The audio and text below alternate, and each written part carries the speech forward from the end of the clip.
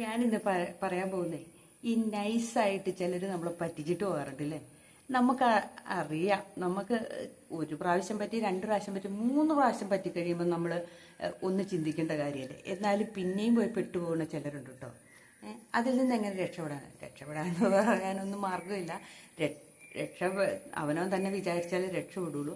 പക്ഷെ അതിൽ പിന്നെയും പിന്നെയും പെട്ടുപോയിട്ട് കിടന്ന് ഇങ്ങനെ കൈകാലത്തടിക്കുന്ന ആൾക്കാരുണ്ട്. അവനവൻ്റെ കുടുംബം നോക്കാണ്ട് നാട് നന്നാക്കി പേരുണ്ടാക്കാൻ നടന്നിട്ട് എന്നെന്ന് പറഞ്ഞാൽ ഒന്നുമല്ലാതെ ആയി പോകുന്നവരും ഉണ്ട്. അപ്പം അങ്ങനെയുള്ളവരെ കുറിച്ചാട്ടോ ഈ ചിലരുണ്ട്. നമ്മൾ സഹായിക്കാൻ നിൽക്കുമ്പോഴേ, നമ്മൾ സഹായിക്കുമെന്ന് വിചാരിച്ചിട്ട് നമ്മളിൽ നിന്ന് പരമാവധി സഹായവും മേടിച്ചുകൊണ്ടിരിക്കും. അവർക്കുടെ ആ കാര്യങ്ങൾ നടക്കുകയും ചെയ്യും. നമ്മളിതിങ്ങനെ അവനല്ലേ അവളല്ലേ എന്ന് ഓർത്തുകൊണ്ട് നമ്മൾ സഹായിച്ചുകൊണ്ടിരിക്കും. ചില ജോലിക്കാരുണ്ട്, കൈ കിട്ടുന്ന ശമ്പളം ഇത്തിൽ കണ്ണി പോലെ കൂടെ നടന്ന് മേടിച്ചെടുക്കുന്ന ആൾക്കാരുണ്ട്. ജോലിക്കാരുടെ കയ്യിൽ നിന്നൊക്കെ മേടിച്ചുകൊണ്ട് പോകുന്നവരുണ്ട്. പെണ്ണുങ്ങളുടെ കയ്യിൽ നിന്നുണ്ട്, ആണുങ്ങളുടെ കയ്യിൽ നിന്നുണ്ട് കേട്ടോ. അങ്ങനെയുള്ളവരെ ചിലരുണ്ട്, സഹായങ്ങളെല്ലാം കൈപ്പറ്റും, എന്നിട്ട് നൈസായിട്ട് എന്നാ പറ്റും ഇങ്ങനെ സൈഡാക്കി പോകുന്നവരും ഉണ്ട്. അപ്പം അങ്ങനെ ഉള്ളവരെ കുറിച്ചാട്ടോ. അങ്ങനെ ഒത്തിരി പേരുണ്ട്. അപ്പം ഞാൻ കേട്ടിട്ടുള്ള ഒരു കഥ എന്ന് വെച്ചാൽ, നമ്മളൊരാൾ കുഴി ചാടി കിടക്കുകയെന്ന് കേൾക്കുമ്പോഴത്തേനും നമ്മൾ ഓടിച്ചിടും അയാളെ രക്ഷിക്കാൻ വേണ്ടിയിട്ട്. അപ്പം പറയണ കേട്ടിട്ടുള്ളതാണ്. മിക്കവാറും നിങ്ങളെല്ലാം കേട്ടിട്ടുണ്ടായിരിക്കും, നമ്മുടെ മേത്ത് മുഴുവൻ എണ്ണ പുരട്ടിയിട്ടേ പോകാവുള്ളൂ എന്ന്. കാരണം നമ്മളെ പിടിച്ച ആ കുഴിയിലേക്ക് ഇട്ടിട്ട് അയാൾ രക്ഷപ്പെട്ടു പോകും എന്നാണ് പറയുന്നത്. അപ്പം ഇത് ഒരു പണ്ടുകാലം തൊട്ടുള്ള എന്നൊരു സംഭവം നമുക്ക് മനസ്സിലായില്ലേ. അപ്പം നമ്മളെ ഇങ്ങനെ ചതിക്കും വഞ്ചിക്കും എന്നറിയുമ്പോൾ നമ്മൾ ഒന്ന് സൂക്ഷിച്ച് കണ്ടു നിൽക്കുക. അർഹതപ്പെട്ടവർക്കാണോ നമ്മൾ സഹായങ്ങൾ ചെയ്യുന്നതെന്ന് നമ്മൾ ആലോചിക്കുക, ഒന്നാമത്തെ കാര്യം. രണ്ടാമത്തെ കാര്യം, നമ്മൾ നോ പറയാൻ പഠിച്ചിരിക്കുക. എല്ലാവർക്കും ഒന്ന് സഹായിച്ചൊന്നും ആരും രക്ഷപ്പെടുത്താൻ നമുക്ക് സാധിക്കില്ല. നമുക്ക് അർഹതയുള്ളവർക്കാണെങ്കിൽ നമുക്ക് കൊടുക്കുക, അർഹതയില്ലാത്തവർക്ക് വരുമ്പോൾ അവിടെ ഒന്ന് നോ പറയാൻ അത് ചിലർക്ക് ബുദ്ധിമുട്ടാണ്. പക്ഷേ ആ ബുദ്ധിമുട്ട് നമ്മൾ ഏറ്റെടുക്കണം. അല്ലെങ്കിൽ നമ്മുടെ കുടുംബവും നമ്മുടെ കാലിൻ്റെ അടിയിലെ മണ്ണുമാണ് ഒലിച്ചു പോകുന്നതെന്ന് നമ്മൾ ചിന്തിക്കുക. നമ്മളെപ്പോഴും ഒരു സാക്ഷിഭാവത്തോടു കൂടി മാറി നിന്ന് നോക്കി കണ്ട ശേഷം മാത്രമേ ഒരാളെ സഹായിക്കാവുള്ളൂ. ഒരാൾ വന്ന് നമ്മുടെ സഹായം ചോദിക്കുമ്പോൾ ഓടിച്ചെന്ന് പെട്ടെന്നുള്ളതെല്ലാം എടുത്തു കൊടുക്കുന്നതല്ല. ചിലർ ഭാര്യയുടെ കെട്ടുതാലി വരെ പറിച്ച് കൊടുത്ത് വിടും, പണയം വെക്കാനാണെന്ന് പറഞ്ഞ്. അതിൻ്റെ ഒന്നും ആവശ്യമില്ല. നമ്മൾ നോക്കിക്കാണുക. നമുക്കില്ല എങ്കിൽ നോ പറയാൻ തന്നെ ശ്രമിക്കുക. അല്ലാണ്ട് അവിടുന്ന് ഇവിടുന്ന് മേടിച്ച് കൊടുത്തിട്ട് നമ്മൾ പെട്ടുപോകാതിരിക്കുക. പലരുണ്ട്, നമ്മുടെ കയ്യിൽ പൈസ ഇല്ലായിരിക്കും, നമ്മൾ സഹായിക്കണം എന്ന് നമുക്കങ്ങ് മുട്ടി നിൽക്കുക. അപ്പോൾ നമ്മൾ എന്നെ ചെയ്യും, ഏതെങ്കിലും വട്ടിപ്പലിശക്കാരൻ്റെ അടുത്ത് നിന്ന് പൈസ മേടിച്ച് കൊടുത്ത് രക്ഷിക്കാൻ നോക്കും. അതിൻ്റെ ഒന്നും ആവശ്യമില്ല കേട്ടോ. അയാൾ അടച്ചില്ലെങ്കിൽ അതിൻ്റെ ഉത്തരവാദിത്തം മുഴുവൻ നമ്മൾ. ചിലർ ജാമ്യം നിന്നിട്ട്, എത്രയോ പേര് സർക്കാർ ഉദ്യോഗസ്ഥന്മാർക്ക് ജാമ്യം നിന്നിട്ട് കണ്ണീരും കരച്ചിലുമായിട്ട് നടക്കണം. ജപ്തി നോട്ടീസ് വന്നു, ആ നോട്ടീസ് വന്നു. ഒരിക്കലും നമ്മൾ ഇങ്ങനെയൊക്കെ നിൽക്കുമ്പോൾ ഒരു 10 വട്ടം കൂടെ ആലോചിച്ച ശേഷം മാത്രം നിൽക്കുക. വസ്തുവിൻ്റെ എന്ത് കാര്യത്തിനാണെങ്കിലും നമ്മൾ എപ്പോഴും ഒരു വട്ടം കൂടി ആലോചിച്ച ശേഷം മാത്രമേ ഇങ്ങനെയുള്ള പ്രസ്ഥാനത്തിലൊക്കെ പോയി ചേരാവുള്ളൂ. അപ്പം നമ്മളെപ്പോഴും നോക്കിക്കണ്ടിട്ട് നമുക്ക് അർഹതയുള്ളവരാണെങ്കിൽ മാത്രം നമ്മൾ കൊടുക്കുക. പിന്നെ ചിലരുണ്ട് നമ്മുടെ കൂടെ വന്ന് ചേരണമെന്ന് വെച്ചാൽ അവർക്ക് എന്തെങ്കിലും ഒന്നെങ്കിലും ഒരു ജോലി മേടിക്കാൻ, അല്ലെങ്കിൽ കൊച്ചുങ്ങളുടെ അഡ്മിഷന് വേണ്ടിയിട്ട്, അല്ലെങ്കിൽ ഏതെങ്കിലും ആശുപത്രി കേസിൽ അവിടെ എന്തെങ്കിലും ഡോക്ടർമാരോ അല്ലെങ്കിൽ ആരെങ്കിലും നമുക്ക് പരിചയം ഉണ്ടായിരിക്കും. നമുക്ക് ഇച്ചിരി ഒരു പിടിപ്പ് എവിടെയെങ്കിലും ആരെങ്കിലുമൊക്കെ പിടിയൊക്കെ ഉണ്ടായിരിക്കും. അത് വെച്ച് മുതലാക്കാൻ വേണ്ടി നമ്മുടെ കൂടെ വന്ന് കൂടുന്നവരുണ്ട്. ആ സമയം കഴിഞ്ഞ് കഴിയുമ്പോൾ ഉണ്ടല്ലോ, ഇവർ നമ്മൾ ഉപേക്ഷിച്ച് പോവുകയും ചെയ്യും. പിന്നെ പണ്ട് നമ്മൾ പറഞ്ഞു കേട്ടിട്ടില്ലേ, ആട് കിടന്നെടുത്ത് ഒരു രോമം പോലും കണ്ടില്ല എന്ന്. അതുപോലെ ഇവർ നിന്ന സ്ഥലത്ത് ഇവരെക്കുറിച്ച് ഒരു വിവരം പോലും ഇല്ല. ചില കുറേ നാൾ കഴിയുമ്പോൾ നമ്മൾ ഇവരെ വിളിക്കുമ്പോഴായിരിക്കും എടാ ഞാൻ തിരക്കിലാട്ടോ ഇതാന്ന് പറയുകയും ചെയ്യും. അത്രയും കാലവും നമ്മളെ വിളിച്ചുകൊണ്ടിരുന്നവർ അവരുടെ കാര്യം കണ്ടു കഴിയുമ്പോൾ അവർ ആ വഴിക്ക് പോവുകയും ചെയ്യും. അപ്പം അങ്ങനത്തെ പ്രസ്ഥാനത്തിലൊന്നും ചെന്ന് ചാടാതെ അങ്ങനെയുള്ള ബന്ധങ്ങളൊന്നും തുടർന്നുകൊണ്ട് പോയിട്ടൊരു കാര്യങ്ങളില്ല. നമ്മളെ വെച്ച് മുതലാക്കാവുന്നത് നമുക്ക് ഒരു പ്രാവശ്യമല്ലേ 2 പ്രാവശ്യം പറ്റി കഴിയുമ്പോൾ നമുക്ക് മനസ്സിലാവും. അപ്പം ആ ബന്ധങ്ങളെയൊക്കെ അങ്ങ് ഉപേക്ഷിച്ചേക്കുക. ഒത്തിരി സുഹൃബന്ധങ്ങളും അങ്ങനെയൊക്കെ ഉണ്ടാകാറുണ്ട് കേട്ടോ. അപ്പം നമ്മൾ സൂക്ഷിച്ചും കണ്ടും മാത്രമേ ഇങ്ങനെയുള്ള ബന്ധങ്ങളിലോ അല്ലെങ്കിൽ ഇതിലൊക്കെ ചെന്ന് ചാടാവുള്ളൂ. അതേപോലെ തന്നെയാണ് പിന്നെ ചിലരുണ്ട്, നമ്മുടെ കൂടെ എല്ലാ സഹായിയായിട്ട് നിൽക്കുകയും ചെയ്യും, നമ്മളെ ഒറ്റ കൊടുക്കുന്ന ചില കൂട്ടങ്ങളുമുണ്ട്. അതായത് അവൻ അങ്ങനെയാട്ടോ, അവനിങ്ങനെയാട്ടോ, അവൻ അങ്ങനെയാ മറ്റേതാ മറിച്ചാന്ന് പറഞ്ഞുകൊണ്ട് അങ്ങനെയുള്ളവരെ നമ്മൾ കൂടെ നിർത്തിക്കൊണ്ടിരിക്കുക. അതായത് നമ്മുടെ കൂടെ നിന്നിട്ട് നമ്മുടെ രഹസ്യങ്ങളെല്ലാം ചോർത്ത് മറ്റുള്ളവരോട് പറഞ്ഞുകൊണ്ട് നടക്കുന്ന കുറച്ച് കൂട്ടങ്ങളുമുണ്ട്.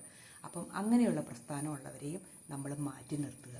പിന്നെ എപ്പോഴും ഈ നെഗറ്റീവും പറഞ്ഞുകൊണ്ട് നമ്മുടെ അടുത്തേക്ക് വരുന്നവരെ ഈ ഫോണിലൂടെയാണെങ്കിലും അല്ലാതെയാണെങ്കിലും ഒക്കെ ഉള്ളവരെയൊക്കെ മാറ്റി നിർത്തുക. നമ്മളെ ഈ നൈസായിട്ട് പറ്റിക്കുന്നവരുണ്ടല്ലോ, ആദ്യമൊന്നും നമുക്ക് മനസ്സിലാവില്ലാന്നേ. പിന്നെ നമുക്ക് സ്വാഭാവികമായിട്ടും അവർ നമ്മളെ പറ്റിക്കാനാണല്ലോ, നമ്മുടെ ന്യൂസുകൾ പിടിക്കാനാണല്ലോ. ചിലർ നമ്മളെ അങ്ങ് തേനേ പാനേ എന്നൊക്കെ വിളിക്കും. അതൊക്കെ നമ്മൾ വിശ്വസിക്കണ്ട കേട്ടോ. അതൊക്കെ അവരുടേതായ കാര്യങ്ങൾ കാണാൻ വേണ്ടിയിട്ടാണ്. ചിലരുണ്ട് നമ്മൾ എന്നാ പറയണേ, എന്തെങ്കിലും ഒരു സഹായം അല്ലെങ്കിൽ ഏതെങ്കിലും ഒരു നിമിഷം നമ്മളിൽ നിന്ന് ഒരു ചെറിയൊരു പ്രശ്നം വന്നാൽ മതി, അപ്പോൾ അവർ പൊട്ടിത്തെറിക്കും. നമ്മൾ വിചാരിക്കും ഇത് എന്ത് ഇടപാടായത്, ഇത്രയും കാലം ഇങ്ങനെയല്ലായിരുന്നല്ലോ എന്നൊക്കെ വിചാരിക്കും. അതെന്ന് വെച്ചാൽ നമ്മുടെ ഭാഗത്തുനിന്ന് മുഴുവൻ സഹായങ്ങൾ ചെയ്തുകൊണ്ടിരുന്നു. അവസാനം ഒരു ചെറിയ മിസ്റ്റേക്ക് എന്തെങ്കിലും ഒന്ന് ഫോൺ വിളിക്കാനോ അല്ലെങ്കിൽ എന്തെങ്കിലും ഒന്ന് താമസിക്കുകയോ എന്തെങ്കിലും ഒന്ന് ചെയ്തിട്ടുണ്ടെങ്കിൽ അവരൊരെണ്ണം പൊട്ടിത്തെറിക്കുന്ന കാണാം. അങ്ങനെയുള്ളവരൊന്നും നമ്മൾ കൂടെ നിർത്തിയിട്ട് കാര്യമില്ല. നമ്മളെ മനസ്സിലാക്കുന്നവരായിരിക്കണം നമ്മുടെ കൂടെയുള്ളവർ. ഇനി നമ്മുടെ വീട് കഴിഞ്ഞിട്ട് അല്ലെങ്കിൽ നമ്മളെ സ്നേഹിച്ച് കഴിഞ്ഞിട്ടേ മറ്റുള്ളവരെ സ്നേഹിക്കാൻ നടക്കാവുള്ളൂ. ആദ്യം തന്നെ നമ്മളെ ഇഷ്ടപ്പെടുക, നമ്മളെ സ്നേഹിക്കുക, നമ്മുടെ കാര്യങ്ങളെല്ലാം പെർഫെക്റ്റ് ആക്കി വെച്ചെങ്കിൽ മാത്രം നമ്മൾ മറ്റുള്ളവരുടെ പുറകെ പോകാവുള്ളൂ.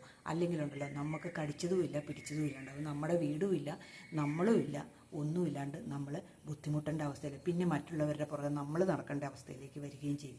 അപ്പോൾ എപ്പോഴും നമ്മൾ വിചാരിക്കേണ്ടത് നമ്മുടെ വീടാണ് ആദ്യം നോക്കേണ്ടത്. നമ്മുടെ കൂടെ നമ്മളെ വിശ്വസിച്ച് നമ്മുടെ കൂടെ വന്നവരെ നോക്കുക, നമ്മുടെ കാര്യങ്ങൾ ചെയ്യുക.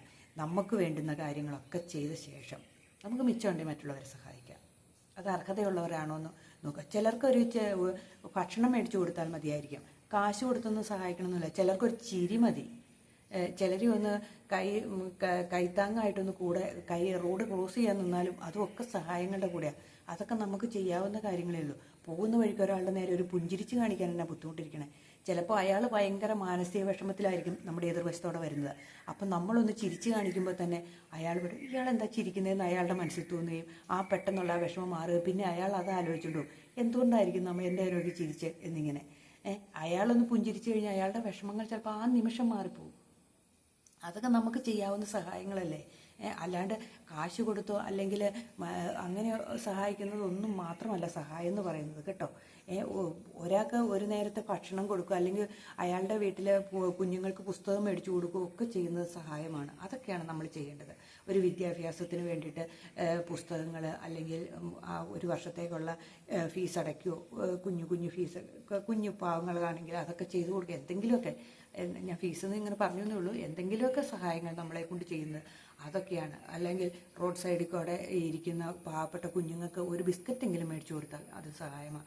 അല്ലാതെ ഈ ലക്ഷക്കണക്കിന് രൂപ കൊടുത്ത് വല്ലവൻ്റെ വായിലിരിക്കുന്ന ചീത്ത കേൾക്കേണ്ട വല്ല കാര്യം നമുക്കുണ്ടോ? അത് വല്ലവരും പറ്റിച്ചുകൊണ്ട് പോയിട്ട് നമ്മൾ വിഷമം അനുഭവിക്കേണ്ട കാര്യമുണ്ടോ? നമ്മുടെ കയ്യിൽ നമ്മൾ വല്ല വട്ടിപ്പലിശക്കാരനോടായിരിക്കും പൈസ മേടിച്ചു കൊടുത്ത്, എന്നിട്ട് ആ വട്ടിപ്പലിശക്കാരൻ്റെ തെറിയും കേൾക്കണം, ഈ പൈസ മേടിച്ചുകൊണ്ടോ അതിൻ്റെ തെറി കേൾക്കേണ്ട അവസ്ഥയുണ്ടോ? ഇതിൻ്റെ ഒന്നും ആവശ്യമില്ലാന്നേ. നമ്മൾ നമുക്ക് വേണ്ടിയിട്ട് ജീവിക്കുക. അതേപോലെ മറ്റുള്ളവരുടെ വാഹനങ്ങൾ എടുത്തുകൊണ്ട് പോകുന്നതും അതൊന്നും സഹായമല്ല കേട്ടോ. നമ്മൾ ഒരാളുടെ വീട്ടിൽ ചെന്നിട്ട് വണ്ടി എടുത്തുകൊണ്ട് പോവുക, ഒരു പ്രാവശ്യം എടുത്ത് 2 പ്രാവശ്യം എടുത്ത് 3 പ്രാവശ്യം എടുത്തു സ്ഥിരം ഒരു തൊഴിലാക്കി എടുത്ത് മറ്റേ ഇത്തിൽക്കണ്ണിയെ പോലെ അവരെ ഉപദ്രവിച്ചുകൊണ്ടിരിക്കാണ്ടിരിക്കുക. ഇങ്ങനെയുള്ള കാര്യങ്ങളൊക്കെ നമ്മൾ സൂക്ഷിച്ചാൽ മതി. അതേപോലെ മറ്റുള്ളവരുടെ വീടുകളിൽ പോയിരുന്ന് കുറ്റങ്ങൾ പറയുക, നമ്മുടെ വീട്ടിൽ വന്നിരുന്നു അതിനൊന്നും അനുവാദം കൊടുക്കാതിരിക്കുക. സമയമില്ല, വേറെ എന്തെങ്കിലും കാര്യം പറയും, ഞാൻ ബാത്റൂമിൽ പോകാമെന്ന് പറഞ്ഞ് എനിക്ക് പോവാം, അതായപ്പോൾ ഏറ്റവും നല്ല മാർഗ്ഗം. അല്ലെങ്കിൽ ഒരു ഫോൺ വിളിക്കണ്ട, അയ്യോ അത്യാവശ്യമാണെന്ന് പറഞ്ഞ് എനിക്ക് പോവുക. ഇങ്ങനെയുള്ളവരുടെ വായിലിരിക്കുന്നൊന്നും കേട്ടോണ്ടിരിക്കാണ്ടിരിക്കുക. ചുമ്മാ എന്തിനാണ് നമ്മൾ മറ്റുള്ളവരുടെ ഇത് കേട്ട് നമ്മളെന്തിനാ ഇങ്ങനെ ഈ ടെൻഷൻ അടിച്ച് നമ്മുടെ ജീവിതം, നമുക്ക് എന്തെല്ലാം കാര്യങ്ങൾ നമ്മുടെ ജീവിതത്തിൽ ചെയ്യാനുണ്ട് ഒന്ന് ചിന്തിച്ച് നോക്കിക്കേ. ഓരോ വീട്ടിലും ഇഷ്ടം പോലെ പണികളുണ്ട്, അത് ചെയ്ത് തീർക്കാൻ പാടില്ലേ? അതുപോലും ചെയ്യാണ്ടാണ് പലർക്കും വേണ്ടിയിട്ട് സഹായത്തിനായിട്ടും അല്ലെങ്കിൽ ഓടിപ്പാഞ്ഞ് നടന്നും കുറ്റങ്ങൾ കേട്ടും കുറവുകൾ കേട്ടും ഫോൺ വിളിച്ചും മണിക്കൂറുകൾ കളയുന്നത്. നമ്മൾ നമ്മുടെ കാര്യങ്ങൾ ചെയ്യുക, നമുക്കിഷ്ടമുള്ള കാര്യങ്ങൾ ചെയ്ത് നമ്മുടെ സന്തോഷം കണ്ടെത്തി നമ്മൾ ഈ ലോകത്തുള്ള സർവ്വ വിവരങ്ങളൊന്നും അറിഞ്ഞിട്ടൊന്നും ഒരു കാര്യമില്ല. അത്യാവശ്യം അറിയുക എന്നോർത്തുകൊണ്ട് മുഴുവൻ കാര്യവും ഞാൻ അറിയണം, എൻ്റെ തലയിൽ കൂടെ ഇതെല്ലാം പോകണമെന്നും പറഞ്ഞ് എല്ലാവർക്കും കമൻറ്റ് വിട്ട്, എല്ലാവരുടെയും വീഡിയോയുടെ അടി വന്ന് കമൻറ്റ് വിട്ട്, എല്ലാവരുടെയും എന്നാ പറയണേ അഭിപ്രായങ്ങളും കേട്ട് ഇതിൻ്റെ ഒന്നും കാര്യമില്ല. നമുക്ക് ആവശ്യമുള്ളത് നല്ലത് പറയുന്നവരെ കാണുക, കേൾക്കുക, പറയുക, നല്ല കാര്യങ്ങൾ കാണുക, അതിൽ സന്തോഷിക്കുക. നിങ്ങളത് ചിന്തിച്ചു നോക്കി. കർമ്മഫലം എന്ന് പറയുന്നുണ്ട്. ചില മാതാപിതാക്കൾ അമ്മായിയമ്മ പോരെടുക്കുക നമ്മൾ കേട്ടിട്ടുണ്ടല്ലേ. ആ അമ്മായിയമ്മയുടെ അവസ്ഥ നിങ്ങൾ കുറേ കാലം കഴിയുമ്പോൾ നിങ്ങൾ ചിന്തിച്ചു നോക്കി. ആ അമ്മായിയമ്മ ഭയങ്കര ദുരിതങ്ങൾ അനുഭവിക്കുന്നവരായിരിക്കും. നല്ല കട്ടയ്ക്ക് അമ്മായിയമ്മ പോരെടുക്കുന്നവർ ദുരിതങ്ങൾ അനുഭവിക്കും. ഇനി ഈ മരുമകൾ ഇനി അമ്മായിയമ്മേനെ പോരെടുത്ത് കുത്തിക്കുമോ? ആ മരുമകൾ ജീവിതത്തിൽ ദുരിതങ്ങൾ മാത്രമേ അനുഭവിക്കുള്ളൂ. അപ്പം കർമ്മ എന്ന് പറയുന്ന ഒരു സാധനമുണ്ട്. അത് ആർക്കാണെങ്കിലും, എത്ര വഞ്ചിക്കുന്നവർക്കാണെങ്കിലും, നമ്മളെ പറ്റിക്കുന്നവർക്കാണെങ്കിലും, നമ്മൾ സത്യസന്ധരാണെങ്കിൽ നമുക്ക് ഒരു കുഴപ്പവും വരില്ല. കുറച്ച് ദുരിതങ്ങളും കഷ്ടപ്പാടുകളൊക്കെ നമ്മുടെ ജീവിതത്തിൽ വരും. അതായത് ചെറിയ ചെറിയ വിഷമങ്ങളൊക്കെ നമ്മുടെ ജീവിതത്തിൽ വന്നുകൊണ്ടിരിക്കും. കാരണം നമുക്കുണ്ട് ചില കർമ്മ ബന്ധങ്ങൾ മുൻ ജന്മത്തിലുള്ള എന്നാണ് പറയുന്നത്. അപ്പം അത് നമ്മൾ അനുഭവിക്കും. അപ്പം എന്താണേലും നമ്മൾ നല്ലത് ചെയ്തിട്ടുണ്ടെങ്കിൽ നമുക്ക് നല്ലത് മാത്രമേ നമ്മുടെ ജീവിതത്തിൽ വരികയുള്ളൂ. അത് എത്ര ദുരിതത്തിൽ കിടന്നാലും നമ്മൾ കയറി പോന്നുകൊണ്ടിരിക്കും. അത് നമ്മുടെ ആ ദോഷങ്ങളൊക്കെ തീരുന്ന സമയം വരെ നമ്മൾ അനുഭവിക്കും. അത് കടബാധ്യതയായിട്ടാകട്ടെ, രോഗങ്ങളായിട്ട്, ദുരിതങ്ങളായിട്ട്, എന്തെങ്കിലുമൊക്കെ നമ്മൾ അനുഭവിച്ചുകൊണ്ടിരിക്കും. അത് നമുക്കൊരു സമയം കഴിയുമ്പോൾ നമുക്കത് മാറിപ്പോവുകയും ചെയ്യും. ഉറപ്പായ കാര്യമാണ്.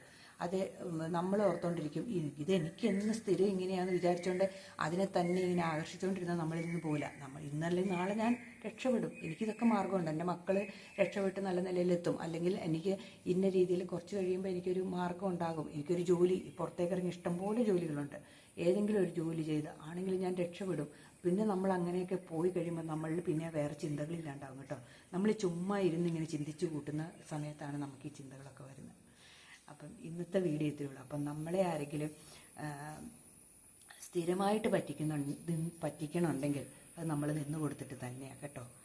അപ്പം ഒരു പരിധി വയ്ക്കുക. എല്ലാ കാര്യവും ഇങ്ങനെ സഹിച്ചുകൊണ്ട് നിന്ന് കൊടുക്കാണ്ടിരിക്കുക. ഒരു പരിധി വയ്ക്കുക. എല്ലാത്തിനും ഒരു ബൗണ്ടറി വേണമെന്നേ, ഇല്ലെങ്കിൽ ജീവിതം മുന്നോട്ട് പോവില്ല. നമ്മളോർക്കും ഒരു പറ്റി 2 പറ്റി അത് സ്ഥിരമാക്കേണ്ട കാര്യമില്ല. അത് പിന്നെ നമ്മൾ അഡിക്ഷൻ ആവുകയുള്ളൂ. നമ്മൾ വീട്ടിൽ കഞ്ചാവ് മദ്യം മയക്കുമരുന്നിനൊക്കെ അടിമയായി പോവുക എന്ന് പറയുന്ന പോലെ നമ്മളെ സ്ഥിരം ആൾക്കാരിങ്ങനെ പറ്റിച്ചുകൊണ്ടിരിക്കുകയാണെങ്കിൽ അത് നമ്മൾ അങ്ങ് അടിമയായി പോയിട്ടാണ്. നമുക്കൊരു സ്ട്രോങ് ആയിട്ട് നമ്മുടെ ഒരു മൈൻഡ് ഉണ്ടായിരിക്കണം. നമ്മുടെ ബുദ്ധിയിൽ ആലോചിക്കണം. നമ്മൾ എന്ത് കാര്യം ചെയ്യുമ്പോഴും ഒരു 2 വട്ടം ആലോചിച്ച ശേഷം ചെയ്യുക. പെട്ടെന്ന് ഒരാൾ ഫോൺ വിളിച്ചിട്ട് അയ്യോ എനിക്കൊരു ഇത്ര രൂപ വേണം, അല്ലെങ്കിൽ ഇന്നത് വേണം എന്നൊക്കെ പറയുമ്പോൾ നമ്മൾ അർഹതയുള്ളവർക്കാണെങ്കിൽ കൊടുക്കുക. ഇല്ലാത്തവർക്കൊന്നും നമ്മൾ വല്ലവരോടൊന്നും പൈസ മേടിച്ച് കൊടുക്കാനിട വരുത്തരുത്. അത് അവർ കൊടുത്തില്ലെങ്കിൽ നമ്മൾ വിട്ടുപോകേണ്ട അവസ്ഥയുണ്ടാകും. അപ്പം എപ്പോഴും നമ്മൾ കൊടുത്തിട്ടുണ്ടെങ്കിൽ അത് തിരിച്ചു തരുന്നവരാണെന്ന് ഉറപ്പുണ്ടെങ്കിൽ മാത്രമേ അങ്ങനെയുള്ള സഹായത്തിനൊക്കെ പോകാനുള്ളൂ. ഒത്തിരി പേരെ അനുഭവം കൊണ്ട് ഞാൻ പറഞ്ഞതാട്ടോ. ഒത്തിരി പേരിങ്ങനെ ബുദ്ധിമുട്ടി കിടക്കണവരുണ്ട്. അതേപോലെ നമുക്കൊരാവശ്യമുള്ളപ്പം ആരും തിരിഞ്ഞു കയറാത്ത അവസ്ഥകളും ഉണ്ടാകാറുണ്ട്. അതൊക്കെ നോക്കി കണ്ടു ചെയ്യാം. അപ്പോൾ ഇന്നത്തെ വീഡിയോ ഇത്രയേ ഉള്ളൂ. അപ്പോൾ ബൈ.